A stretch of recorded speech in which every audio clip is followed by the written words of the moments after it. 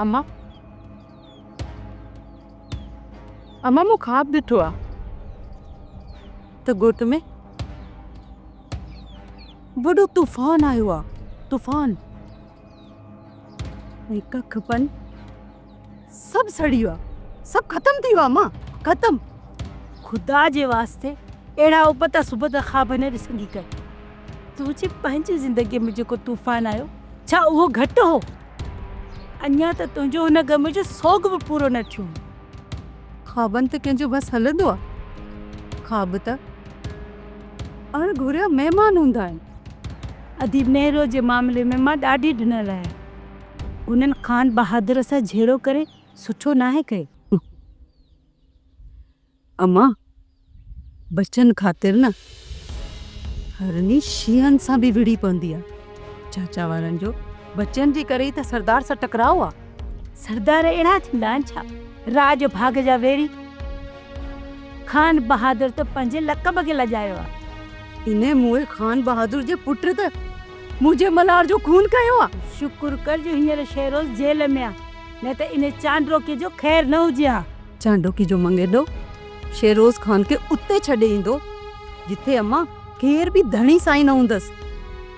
उसूलनि ते त शाह मुराद बि ग़लति आहे धीअ। मंगणू फेरे ॿिए खे ॾियण को सोको कमु आहे? अम्मा मंगणो ज़ोर जो हुयो। जेकॾहिं रज़ा ख़ुशी जो हुजे हा त पोइ उनखे ॾुख थिए हा न। तोखे इहो अंदाज़ो ई न आहे पुट त वॾनि जी रिवायत मुताबिक़ इहो केॾो वॾो ॾोह आहे ऐं इहा बेइज़ती कॾहिं बि विसारे न सघंदो।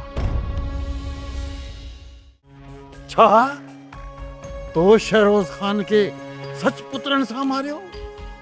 ही तू छा चई रहियो आहीं सूबेदार?